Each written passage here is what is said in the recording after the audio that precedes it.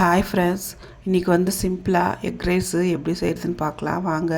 இது வந்து லஞ்ச் பாக்ஸுக்கு கொடுத்து விட ரொம்ப நல்லாயிருக்கும். இப்போ வந்து கடாயை வச்சுக்கின்னு கொஞ்சமாக எண்ணெய் ஊற்றிக்கலாம். ஒரு வெங்காயம் போட்டுக்கலாம். வெங்காயத்தை நல்லா ஃப்ரை பண்ணிக்கலாம். கேப்சிகம் வந்து ஒரு கேப்சிகம் எடுத்துக்கினா போதும். நான் நீல வாக்கில் கட் பண்ணி வச்சுக்கிறேன். இதையும் போட்டுக்கலாம். உப்பு கொஞ்சமாக போட்டுக்கலாம். கேப்சிகம் வந்து ஒரு 2 நிமிஷம் நல்லா வதக்கினா போதும், நல்லா வெந்துடும். கேப்சிகம் பாருங்கள் நல்லா வெந்தாயிடுச்சு. இப்போ வந்து கொஞ்சமாக மிளகாத்தூள் போட்டுக்கலாம், கொஞ்சமாக மஞ்சள்தூள் போட்டுக்கலாம். ஒரு 1/2 ஸ்பூன் போட்டுக்கினா போதும் மிளகாத்தூள். கரம் மசாலா இருந்தால் போட்டுக்கோங்க ஒரு 1/2 ஸ்பூனு.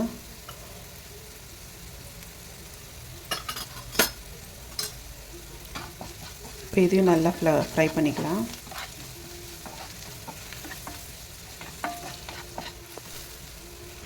இப்போ முட்டை வறுத்துக்கலாம். இப்போ இது வந்து சைடில் கொஞ்சமாக அப்படியே தள்ளிட்டு நான் வந்து 3 முட்டை எடுத்துக்கிறேன். நான் இதிலே போட்டு வறுத்துக்கிறேன். நீங்கள் வேறு பேனில் கூட நீங்கள் வறுத்து எடுத்துக்கலாம் தனியாக.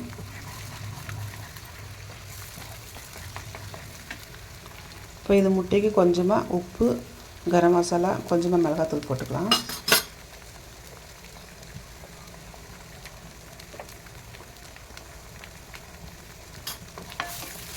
இது நல்லா வறுத்துக்கலாம்.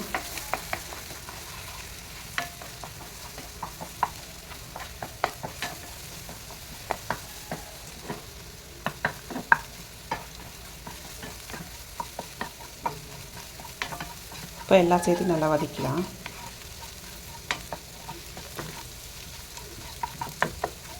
ஒரு 2 நிமிஷம் வதக்கினா போதும். சாதம் போட்டுக்கலாம்.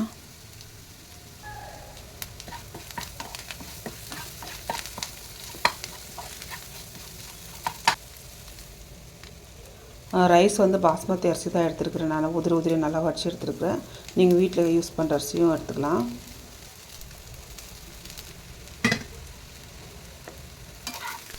இப்போ சாதத்தை வந்து நிதானமாக கிளறிக்குங்க.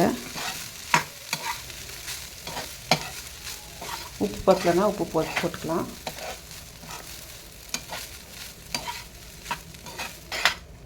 இது ரெடி ஆயிடுச்சு. இதை நீங்களும் வீட்டில் ட்ரை பண்ணி பாருங்கள். அப்படியே என் சேனலை சப்ஸ்கிரைப் பண்ணலைன்னா சப்ஸ்கிரைப் பண்ணிக்கோங்க.